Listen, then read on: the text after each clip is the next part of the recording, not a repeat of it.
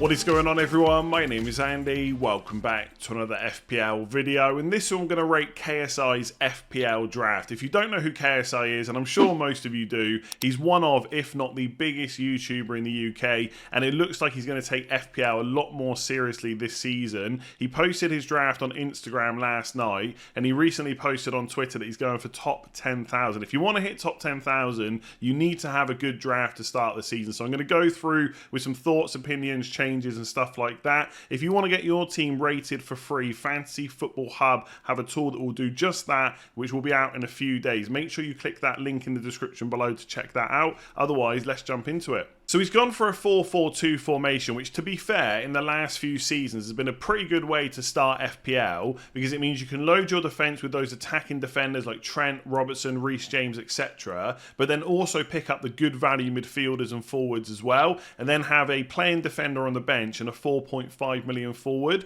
There's a few problems with it this year. One, if you want to stack the attack as this draft has done, which I'll show you in a minute, with lots of those players that were good value, they've all gone up in price.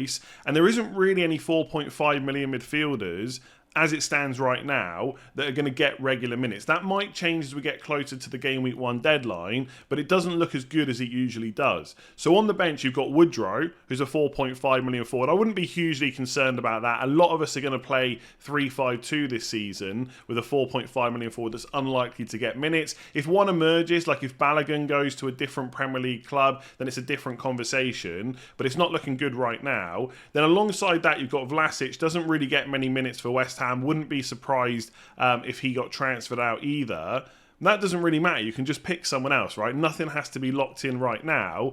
But if you look at the 4.5 million players in midfield that are on offer, most of them just don't get minutes. Like Anderson might come off the bench every now and again. There's Nakamba at Aston Villa. If he goes back to Luton, then he would probably get regular minutes. And Ndombele at Spurs is 4.5 million as well. I think a lot of people were surprised at that. I would be surprised myself if he gets regular minutes, but there is a chance it happens. I'm just trying to find him here. I think he's on the next screen.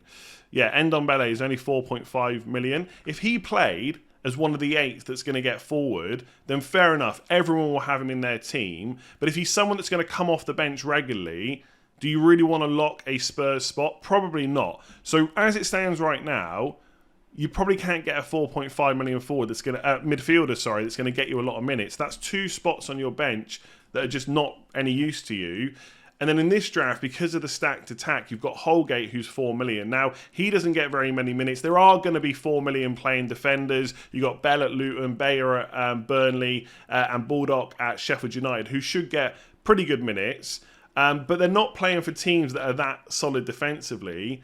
And then in the defence, you've got 2 4.5 million defenders you're going to have to play pretty much every week. Now, I like Botman for Newcastle, solid defence, but they've got Man City away, Liverpool at home, Brighton away in game weeks 2 to 4. Do you really want to play him every single week? Probably not. Tyrone Mings, I'm a little bit sceptical about whether or not he's going to regularly play if they buy Pau Torres. Now, to be fair, a couple of Aston Villa fans have said to me that in the build-up, they usually have a back 3, which might be Konza, Pau Torres and Mings. So Mings will still be the left centre-back and Moreno will be getting forward. So he might still get minutes, and obviously we can see that as we go through pre-season. But in case he doesn't, you'd have to look elsewhere, maybe to someone from Brentford or something like that. So I'd be a little bit concerned about having to play those types of players every single week. In goal, I really like Flecken. I think Raya is going to leave Brentford. That seems to be the rumour that's going around. So to get Brentford's keeper for 4.5 looks pretty good. And if he is the starting goalkeeper, by the time we get to game week 1, I think he's going to be one of the most popular 4.5 million options. Right now, everyone seems to have Pickford. Fair enough. But I think if you can get a goalkeeper from a better defence, that's probably the way to go. Brighton's goalkeepers are also 4.5. I'd just be a little bit worried that De Zerbi might swap them halfway through the season again. But we'll see what happens, see if he mentions who is going to be his number 1. In terms of the rest of the defence, you've got Ake at 5 million. He could be great value. I think the pick of the Man City defenders probably has to be John Stones at 5.5 million. When he's fit, he's pretty much nailed on. The reason that I'd be slightly worried about Ake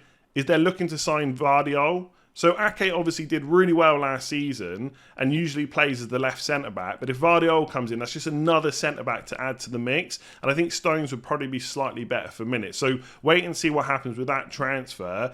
And then Robertson, I think, is just too much money for this draft. When you look at the rest of the defence and the bench, I think he has to be reduced down to a 5.5 or a 5 million defender like Estepinian, possibly Gabriel, both at 5 million. That then gives you 1.5 to start upgrading the likes of Botman, Mings, or even possibly make your bench a little bit better. I also had Robertson on my avoid video recently, mostly because I think his attacking potential is going to go down if he keeps playing as a left centre-back.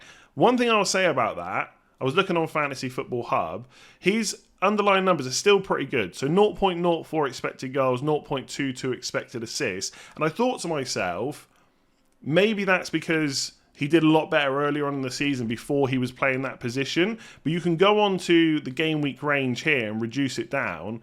If I put it to the last 8 game weeks, his underlying numbers were still pretty good. 0.2 expected assists, 0.04 expected goals. So he was still getting forward at times, but I still don't think with Chelsea away game week 1, Newcastle away game week 3, Robertson is worth the money. So if you want to keep the stacked attack and play a 4-4-2, I think you've got to go cheaper with Robertson and put that money into the other defenders instead. So as already mentioned, the attack is absolutely stacked, and the 4-man midfield even includes Mo Salah, who I'll come on to in a minute. KSI is an Arsenal fan, so it's no surprise to see a double up in midfield with Martin Odegaard and Bukayo Saka, both 8.5 million, both really good options. If you could only have one, then Saka is the one that I would go for, given that he's first choice penalty taker, but no issues with Odegaard whatsoever, and Arsenal's opening fixtures are really nice from an attacking perspective, so a double up looks really good. In terms of 6.5 million midfielders, Mitoma is right up there as one of the best options. I know a lot of people like Mboma at Brentford as well,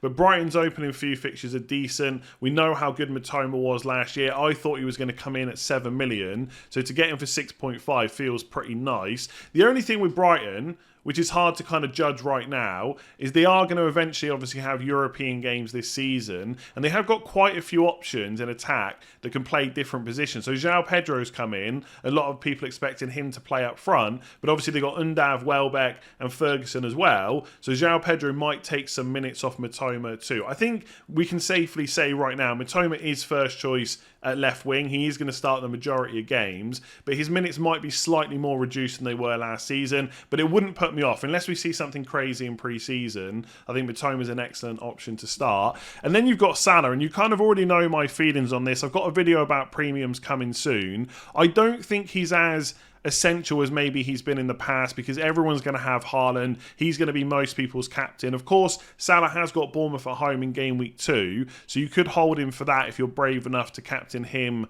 over Haaland, but he's not, like I said, as essential. So if I'm thinking about that defence and ways to upgrade it, if you wanted to keep Robertson, then dropping one of the midfielders down is another way to get money to spend on the rest of the defenders. So Salah down to a De Bruyne, to a Son, to a Rashford, to a Fernandes, whoever it is, will give you a lot of money to spend on defence, and suddenly you can get those good value players at the 5 to 5.5 million mark, and you're not so worried about the bench with a 4.5 million midfielder and a 4.5 million forward. So I don't think it's I've got to be honest, I'm kind of on the fence about Salah. I'm not quite sure where I stand. I don't think he's as essential as he was. I think one premium can work, but if I could have him in my team and I was happy with the rest, I would like to have him. So I think if I was looking at this draft right now, Robertson's probably the first player that I would look to downgrade. But you have got options in midfield of going from Odegaard or Salah down to a Son, Fernandes, Rashford, even like to a Maddison, maybe a Sterling or someone like that as well. So there's definitely options to play around with this team. And then up front, you've got Erling Haaland and Gabriel Jesus. That's the same two forwards that I had in my first draft. I don't think there's much more to say about Erling Haaland. He's great. Most of us are going to own him. Most of us are going to captain him in game week 1. one. Although I did note from the screenshot from Instagram that KSI currently has Jesus captained. I'm not sure if that's the Arsenal fan in him, but by the time we get to game week 1, I'm sure he'll switch to Haaland. Also, no surprise that he's got an Arsenal triple up. I will talk about whether or not it might be better to go for Gabriel in a second, but for now, let's talk about Jesus. In isolation, I really like him as an option because he covers a second forward spot, which I think is quite hard to fill. I know sometimes people get frustrated with Jesus because he gets so many chances and doesn't necessarily always finish them off, but because of the amount of chances he gets, he's always in and around the goal. So I do like him as an option. And if you look at the rest of the forwards, there's a ton of players you could go for. As it stands right now, without seeing, all the preseason games and stuff like that, it's hard to pinpoint exactly who is a better option. So you've got Watkins, possibly, fairly consistent, especially in second half of last season. But I would say, looking at the fixtures, in the opening 7 games, they got away games to Newcastle, Liverpool and Chelsea. They've also got Brighton at home. Now, the Villa attack was pretty good last year. I'm sure they'll be confident of getting goals in those games. But if you look at the Arsenal fixtures instead, you got 3 home games in the first 4, Forest, Fulham and Man United. The other games are Crystal Palace away, Everton away. Then you got Spurs at home, Bournemouth away. So I'd rather have Arsenal's fixtures, and they're just a better attack anyway. And then looking down the rest of the list, Tony suspended. Callum Wilson's not a bad option. He was great, as you know, towards the end of last season. But Newcastle's fixtures aren't fantastic. Then you get to the 7.5s. Now, I could get quite excited about some of these players if you could guarantee me their minutes. But obviously, Nkunku's coming into a Chelsea side that's been a bit all over the place. How quickly can Pochettino get them settled? Their opening 2 fixtures are also Liverpool at home, West Ham away. Not awful, but not fantastic either. I think really you want Chelsea players from game week 3. Then you got Darwin Núñez and Gakpo. Which of those 2 will get the most minutes? If you can guarantee which one that is, they are fantastic value. If Wilson's going to be playing number 9, where's Isak going to play? Are their minutes going to be shared? Lukaku we've barely even mentioned. If you didn't know, he's still a Chelsea player. I think it's likely that he leaves the club or goes on loan or something like that. But if he's there in game week 1, and in pre-season it looks like he's going to be first choice number 9, of course, for 7 million, I'm definitely interested. This is a player in the past that's been like 10 or even 11 million. So there's plenty of forward options, but no real guarantees. So as much as people might get frustrated with Jesus, I do like him as an option. Whether or not I would triple up on the Arsenal attack, I don't know. I'd probably rather go for a double up and go for Gabriel in defence. But overall, I don't think that's a bad, maybe first, second, third, fourth draft, whatever it is. But I do think you need to make a downgrade somewhere, either Salah, Odegaard, maybe Jesus or Robertson, to put some more money in defence. So I've actually got the team here on the FPL page. This is how it looks right now. Like I've already said, if you wanted to keep that team and you wanted to get someone better on the bench, then you've got a few £4 million defenders. So you could go for someone like Bayer at Burnley. I think you're better off making a downgrade. Let's say that you want to keep Odegaard, Saka and Jesus, then I'd probably put Robertson down to Estepinian. That gives you 1.5 million to spend straight away. Instead of having a 4 million defender on the bench, I would either go for almost like a guarantee of a 4.5 million defender. Like I think Brentford, for example, have got like Rico Henry and Pinnock are both 4.5 million. Now you've got Flecken in goal, so you'd probably want to change goalkeeper instead of having the double up on Brentford defence. So you could go for Brighton goalkeeper. You could go for Fabianski at West Ham. So you've got Areola on the bench. Whoever is first choice, you then guarantee to have a starting goalkeeper. But the team that I would possibly look at is Chelsea. Now, they've got a lot of defenders, so it's hard to know exactly who Pochettino is going to play. It could be Colwill, it could be Badiashile, you've got Fofana as well. If we know which Chelsea defender looks first choice, they rotate quite nicely with Newcastle. So you could bench them for Liverpool at home, and then you could just play Botman. And then obviously when Botman's fixtures are bad, you just swap in Colwill instead. Bearing in mind that with this team, just with that one move from Robertson down to Estepinian, you've still got 1 million in the bank. So you could go from a Mings, for example, to like a Luke Shaw, right? And just spend the whole 1 million straight away. And suddenly I think that is looking a better team. and all you've really lost is Robertson, and I don't think it's a huge issue. I think Luke Shaw is fully capable for $1 million less to outscore Robertson over the first 6 to 8 game weeks. So I would look at doing something like that. I think, yes, there's 4 million defenders, but when you've got a probably non-playing 4.5 midfielder and forward, I would probably just have, like I said, a 4.5 million defender on the bench. The other option is to ditch one of your Arsenal players and go for Gabriel in defence, because I think he's a brilliant option. Odegaard is probably the one that I would look to drop right now, because like I've said, Jesus kind of covers a problem in the forward line. But if you are happy to go for someone cheaper in in the forwards, you could get rid of Jesus instead. But for now, I'm just going to get rid of Odegaard. You could even, by the way, just keep that money in midfield and go to Fernandes instead. And one of these 5 million defenders could just be Gabriel. So you don't even have to downgrade your midfielder, and you could just start like that.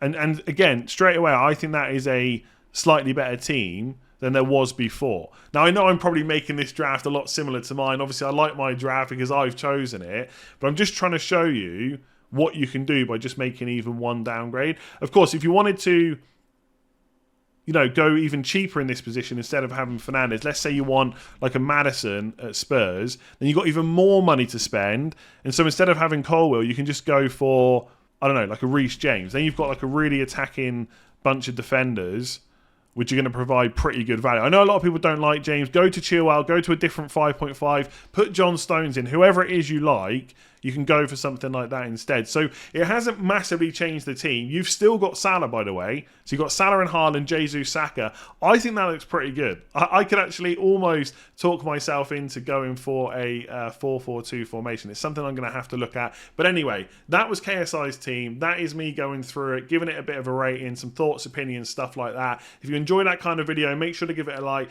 Please do help me hit 400,000 subscribers by game week 1. If you're enjoying the content, there's plenty more to come through pre-season, and make sure to click that link in the description below to check out the Fantasy Football Hub My Team tool, which is coming in a few days and will rate your team for free. You don't have to pay anything to use that. Otherwise, I'll leave it there, and I'll catch you again tomorrow for another video.